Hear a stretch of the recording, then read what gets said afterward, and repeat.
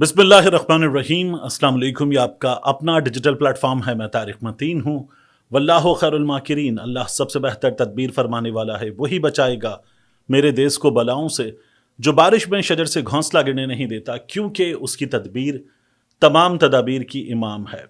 मैंने आपको बताया था नेशनल एपेक्स कमेटी के इजलास में जो हुआ, शहबाज शरीफ ने जो किया, गंडापुर ने जो जवाब दिया, आर्मी चीफ की मौजूदगी में जो कुछ हुआ था। अब उस इजलास के बाद हमारे सामने खबर निकल कर आ गई है कि उस इजलास में क्या फैसले किए गए। इसके अलावा 80 दिन से जायद कुरम पारा चिनार वहां की जो सूरत हाल रही, उस सूरत हाल के बदलने का वक्त आ गया है। लेकिन अब भी कुछ खदशात हैं, कुछ वसवसे हैं, इनकी भी बात करेंगे। और जो लफ्ज़ है वसवसे, मुझे ये भी याद आ गया कि वसवसे लफ्ज़ बड़ा अहम है। ये शहबाज शरीफ ने अदा किया था और कहा था कुछ वसवसे हैं।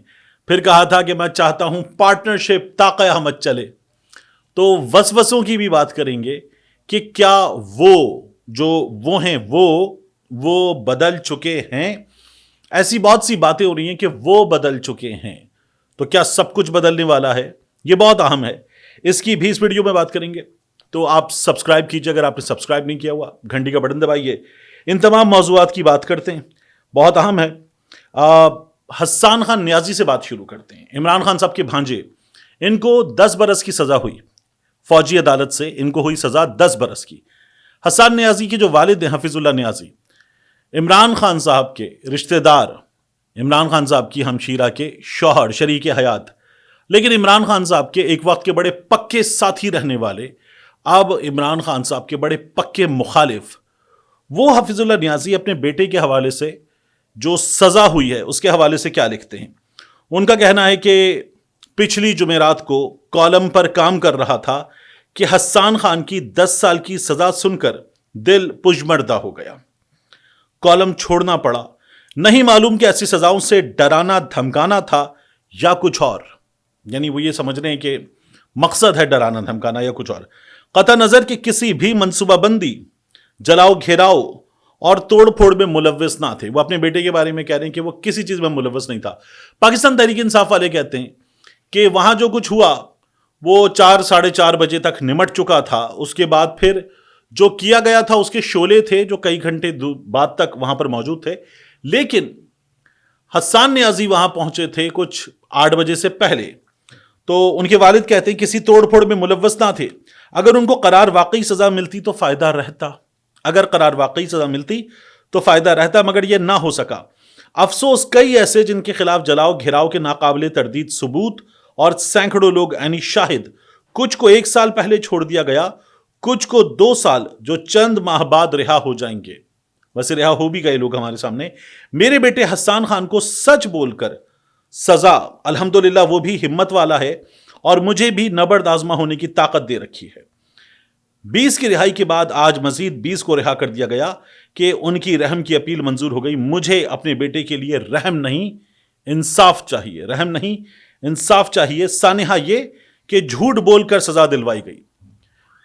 हस्सान नियाजी के वालिद कह रहे हैं कि मेरे बेटे को फौजी अदालत में झूठ बोलकर सजा दिलवाई गई और आगे भी झूठ का सहारा लिया जाएगा। आला अदालतों में पोल खुल जाएगा और आखिरी के सजाओं से एक अमल बार बार दोहराया गया। बजाय इमरान खान की सियासत हलकान होती, हस्बे मामूल इस अमल से भी उसके मानने चाहने वालों का जज्बे हुर्रियत और आगे।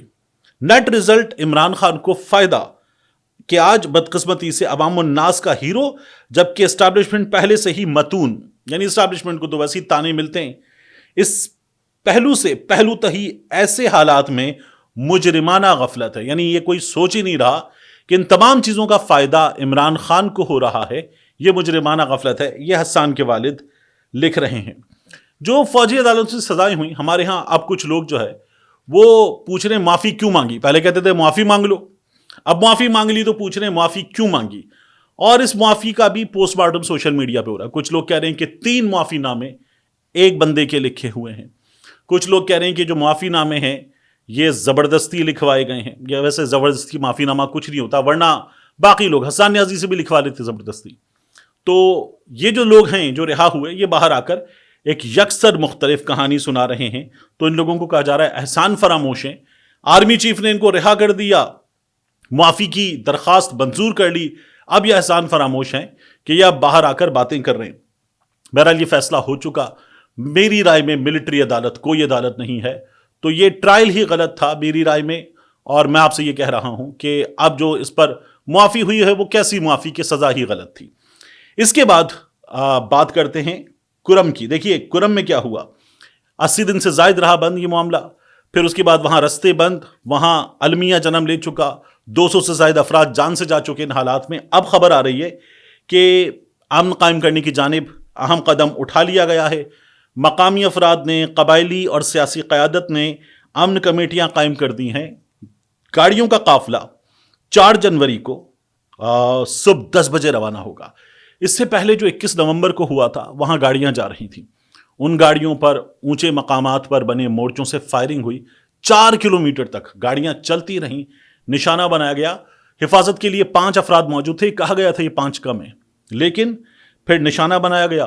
اس روز کو 60 سے زائد شہادتیں ہوئیں، اس کے بعد مسلسل شہادتیں ہوئیں، دونوں جانب سے شہادتیں ہوئیں، یعنی وہاں اہل تشیع بھی جان سے گئے، اہل سنت والے بھی جان سے گئے، اور یہ پھر بہت زیادہ حالات بگڑ گئے تھے۔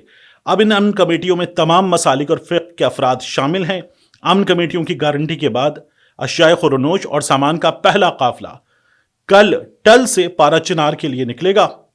قافلے کی حفاظت کے لیے پولیس اہلکار بھی ساتھ ہوں گے۔ ویسے اب کی بار جو سیکیورٹی ہے وہ ٹھیک ٹھاک دینی چاہیے، ٹائٹ سیکیورٹی، پہلے جیسے حالات نہیں ہونے چاہیے۔ اس قافلے کی حفاظت پولیس کرے گی۔ ہنگامی صورتحال میں معاونت کے لیے دیگر قانون نافذ کرنے والے ادارے جو ہیں وہ موجود رہیں گے، سٹینڈ بائی پر ہوں گے۔ اس صورتحال میں ہم نے کراچی کو دیکھا، ملک کے دیگر شہروں کو دیکھا، حالات کو دیکھا، بہت بگڑ گئے۔ یہ جو راستے بند کیے تھے، یہ حکومت نے بند کیے تھے کہ مزید بگاڑ سے پیدا صورتحال جو ہے وہ پتہ نہیں کیا بنا دے گی ان حالات کو، لیکن بہرحال جو المیہ تھا وہ بڑھتا چلا گیا، اور پھر اس میں حصہ ڈالا۔ وہاں پر ایسے عناصر تھے جو کہہ رہے تھے کہ پارا چنار کے اندر فوجی آپریشن کرو، اپر کرم میں فوجی آپریشن کرو، شیعہ علاقوں میں فوجی آپریشن کرو، یہ سب کچھ چل رہا تھا۔ صورتحال بہت بگڑی ہوئی تھی، بھاری ہتھیار، ایسے ہتھیار کے خوف آتا ہے ان کی فوٹیج دیکھ کر، لائن جا رہی ہے گولوں کی روشنی کے، اور وہ جا کر ایک جگہ گرتے ہیں، تو اتنی خوفناک صورتحال۔ اور اب اس صورتحال میں کسی حد تک یہ توقع پیدا ہو چلی ہے کہ انشاءاللہ تبدیلی آئے گی، اور یہ تبدیلی جو ہے وہ امن کی تبدیلی ہوگی، آمین۔ اب اس سے پہلے کہ میں اسلام آباد ہائی کورٹ کے جو ججز ہیں ان پر آؤں، اور ان میں کون کون شامل ہے، کس کس کو اسلام آباد ہائی کورٹ کا جج بنایا جا رہا ہے، بڑا امپورٹنٹ ہے یہ۔ اس سے پہلے بات کرتے ہیں جو ایپیکس کمیٹی کا اجلاس تھا، اس اجلاس میں کیا ہوا۔ دیکھیے ایپیکس کمیٹی کے اجلاس میں ہمارے سامنے صورتحال یہ آئی کہ شہباز شریف صاحب نے کہا تھا کہ ایسے لوگ ہیں جو بلوچستان میں، خیبر پختونخوا میں سازش کر رہے ہیں پاکستان کے خلاف، امن کے خلاف، یہ تو تھا ملیٹنٹس کے بارے میں۔ پھر ساتھ میں شہباز شریف صاحب نے بات کر دی کہ اسلام آباد پہ یلغار ہوئی، پھر شہباز شریف صاحب نے بات کر دی کہ سوشل میڈیا پر بیٹھ کر جھوٹ بولا جاتا ہے، سوشل میڈیا پر اداروں پہ حملہ کیا جاتا ہے، اداروں کے سے وابستہ افراد پہ حملہ کیا جاتا ہے، اور بہت ہی شہباز شریف صاحب نے اس ایپیکس کمیٹی کے اجلاس کو، جو NACTA, national counter terrorism authority, یہ اس سے متعلق تھا، شہباز شریف صاحب نے اس کو سیاسی بنا دیا۔ گنڈا پور صاحب نے جواب دیا، اچھی خاصی وہاں پہ صورتحال بدل گئی۔ لیکن بہرحال اسحاق ڈار صاحب نے، باقی لوگوں نے انٹروین کیا۔ آرمی چیف صاحب نے اس کے اختتام پر جو باتیں ہوئیں ان میں یہ کہا کہ امن قائم کیا جائے گا، اور جو نیکٹا ہے اس کو مزید فعال کیا جائے گا، اس کے تحت جو نیشنل ایکشن پلان ہے اس پہ بھرپور عمل کیا جائے گا، دہشت گردوں کا قلعہ قمع کیا جائے گا۔ ڈیجیٹل دہشت گرد ایک بار پھر ہمیں خبروں میں سننے کو ملا، میں ایکسپریس نیوز دیکھ رہا تھا، ڈیجیٹل دہشت گرد ایک بار پھر سننے کو ملا، تو یہ ختم ہو گیا تھا، اس کا استعمال ختم ہو گیا تھا، لیکن ایک بار پھر سننے کو ملا ہے۔ اب ڈیجیٹل دہشت گرد جو ہے وہ کہتا ہے کہ یہاں بات ہو رہی ہے پاکستان تحریک انصاف کے جو سوشل میڈیا پر ایکٹیوسٹ ہیں ان کی، یہ کہا جاتا ہے۔ تو اب یہ بہت دنوں کے بعد سننے کو ملا ہے، کیا بدل رہا ہے، یا یہ جو ہے یہ روانی ہے، اور اس میں جب شہباز شریف صاحب نے یہ تمام باتیں کیں تو یہ اسی کا تسلسل ہے۔ لیکن ابھی ہے کیا، اس کو کچھ دنوں میں فوری طور پر تو جج نہیں کیا جا سکتا، کیونکہ ہم نے دونوں جانب سے کچھ تبدیلی دیکھی تھی، لینگویج میں، یوز آف ورڈز میں۔ اب یہ پھر ہمیں بہت دنوں کے بعد سننے کو ملا ہے۔ تو آپ ایک چیز دیکھیے کہ اس وقت یہ کہا جا رہا ہے کہ وہ بدل چکے ہیں. یہ بہت زیادہ شدت کے ساتھ بہت سے صحافیوں کی جانب سے یہ کہا جا رہا ہے کہ وہ بدل چکے ہیں, حکومت پریشان ہے. شہباز شریف صاحب نے بھی وسوسوں کی بات کی تھی. خواجہ آصف صاحب نے کہا تھا کہ یہ تو ہم سے بات ہی نہیں کرنا چاہتا تھا, پتہ نہیں پچھلے 15-20 دن میں کیا ہوا ہے کہ یہ ہم سے بات کرنے پر آمادہ ہو گیا ہے. پھر وہ جو مسکراہٹ, بلکہ ہمارے مسکرانے کا وقت, ہمارے قہقہے لگانے کا وقت ہو گیا ہے. حکومت کو بھی ریئلائزیشن ہے کہ حالات بدل چکے ہیں, حکومت ہم سے بات کر رہی ہے. یہ جو پاکستان تحریک انصاف کے کیمپ کے صاحبزادہ حامد رضا کے باقی لوگوں کے الفاظ ہیں, عارف الوی صاحب کہتے ہیں تبدیلی کا وقت ہو گیا ہے, عمران خان صاحب باہر آنے والے ہیں, یہ تمام باتیں جو بہت زیادہ شدت کے ساتھ کی جا رہی ہیں, تو بہت سے لوگ کہتے ہیں وہ بدل چکے ہیں اور شہباز سرکار جو ہے وہ پریشان ہے, اس کو ریئلائزیشن ہے کہ وہ بدل چکے ہیں. تو کیا وہ بدلنے کا مطلب یہ ہے کہ اب شہباز سرکار, اس کے لیے حالات خراب ہو جائیں گے؟ بہت زیادہ شدت کے ساتھ سوشل میڈیا پر یہ بات ہو رہی ہے کہ نون کے حالات طاقتور حلقوں سے خراب ہو چکے ہیں. میں سیدھی بات کرتا ہوں اس معاملے میں اپنی رائے دیتے ہوئے. میں نے شاہد حسین کی یوٹیوب چینل پہ جا کر دیکھ لیجیے, اس کے علاوہ دیکھ لیجیے آپ, میں نے ٹیلی ویژن پروگرامز میں بھی جب ایک تو میں شرکت ہی بہت کم کرتا ہوں, پھر بیچ میں منع بھی ہو گیا تھا کہ طارق متین کو, تو ہوا یہ کہ میں نے ہر بار یہ بات کی. جب جنرل باجوہ کا معاملہ ہوا, عمران خان وزیر اعظم تھے, تب بھی میں نے on record television programmes میں کہا کہ آرمی چیف کی ایکسٹینشن نہیں ہونی چاہیے. میں یہاں پر بھی بات کر چکا. میں یہ بھی بات کرتا ہوں کہ اداروں کا اپنا کردار ہے, وہ اس کردار کو نبھائیں, اور یہ جو محکمہ دفاع اس کا بھی اپنا کردار ہے, یہ اس محکمہ دفاع اس کردار کو نبھائے گا. یہ ہائبرڈ حکومت, ہائبرڈ پلس حکومت, اس کی کوئی ضرورت ہی نہیں ہے. سویلین بالادستی ہونی چاہیے, یہ آئین پاکستان کہتا ہے, یہ قائد اعظم کہتے تھے, یہ ملک اسی لیے بنا تھا, تو پھر اس کے تحت کام ہونا چاہیے. تو وہ بدل گئے عمران خان کے حق میں ہو جائیں گے, وہ بدل گئے شہباز شریف کے خلاف ہو جائیں گے, وہ بدل کر پی پی کے حق میں ہو جائیں گے. ایسا کچھ ہونا ہی نہیں چاہیے, کیونکہ ان کا کام ہی نہیں ہے ملک چلانا. اور یہ جو حکومتیں بھی ساتھ کر لیتی نا کہ ہم ساتھ مل کے ملک چلائیں گے, SIFC بھی بنا لیں گے, آپ آ جائیں, آپ پارٹنر بن جائیں اور آپ تمام چیزوں میں ہمارے ساتھ ساتھ کام کریں, یہ کوئی طریقہ ہی نہیں ہے. یعنی محسن نقوی یہاں کیوں ہے, پھر فیصل واوڈا یہاں کیوں ہے, انوار الحق کاکڑ یہاں کیوں ہے؟ تو یہ جو ہائبرڈ پلس رجیم ہے, اس میں جو کچھ ہو رہا ہے یہ غلط ہے, یہ آئینی طور پر غلط ہے. فوج کا جو کردار ہے وہ بہت بڑا کردار ہے, بہت ہی بڑا کردار ہے. سرحدوں کا دفاع چھوٹی بات نہیں ہے. تو وہ دفاع کرتے ہیں, اس دفاع میں اپنی جان دیتے ہیں. Nothing like it. اس پر بات ہی نہیں کر سکتے ہم لوگ. یعنی ہم اس پر بات کر کے اس قربانی کا حق ادا کرنے کے لیے لفظ ادا کر سکے, یہ بھی نہیں ہو سکتا. تو وہ کردار بہت بڑا ہے, اس کردار کو نبھایا جائے. یہ جو سیاست کے معاملات میں مداخلت ہے, یہاں آنا ہے, یہ ڈومین ہی نہیں ہے, اس ڈومین میں آنا ہی نہیں چاہیے. تو یہ سیدھی بات ہے. بہرحال اب بھی ہمارے یہاں بات ہو رہی ہے وہ بدل چکے, تو یہ کوئی اچھی بات نہیں ہے. اگر بدل کے عمران خان کو لا رہے ہیں, عمران خان کی پارٹی کو لا رہے ہیں, تو یہ کسی بھی طور بہت اچھی بات نہیں ہے. اس کے بعد میں آپ سے عرض کروں, اسلام آباد ہائی کورٹ کے ججز, یہ ہمارے دوست ہیں حسین احمد چودھری, بہت زبردست جرنلسٹ ہیں. انہوں نے خبر دی اسلام آباد ہائی کورٹ کے لیے ایڈیشنل ججز کے لیے بھیجے گئے ناموں کا مختصر تعارف. سید قمر حسین سبزواری, سابق وائس چیئرمین اسلام آباد بار کونسل. عمر اسلم, اسلام آباد ہائی کورٹ کے پہلے چیف جسٹس سردار اسلم صاحب مرحوم کے بیٹے.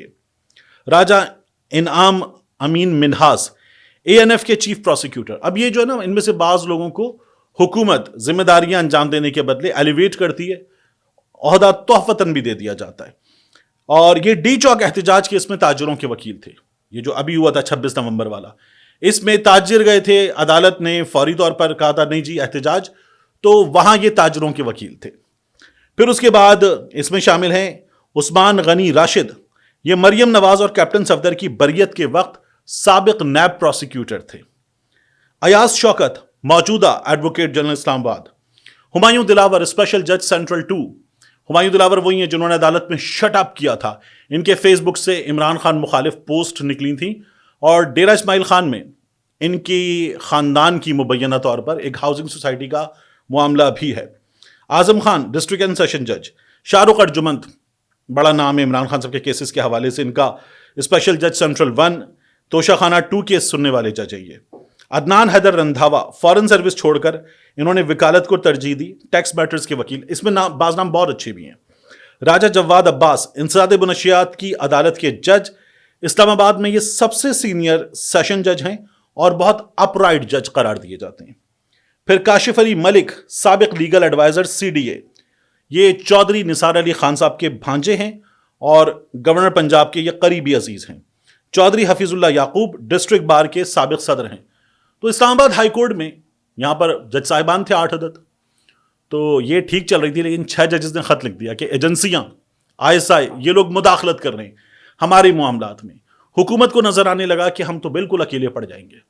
تو یہ جو 26ویں آئینی ترمیم کی گئی، ججز کی تعداد وغیرہ بڑھانے کا پورا کام کیا گیا، اب اس کے نتیجے میں جوڈیشل کمیشن، وہاں پہ بھی حکومت کی اکثریت ہے، تو جو ججز آئیں گے یہ حکومت کی اکثریت سے آئیں گے اور یہ حکومت کے من پسند ججز ہوں گے اکثریت۔ تو پھر وہاں جو میجورٹی نہیں تھی حکومت کے پاس، وہ میجورٹی حکومت کے پاس آ جائے گی۔ یہ بھی ہم ہوتے ہوئے دیکھیں گے۔ ملتے ہیں انشاءاللہ آپ سے اگلی ویڈیو میں۔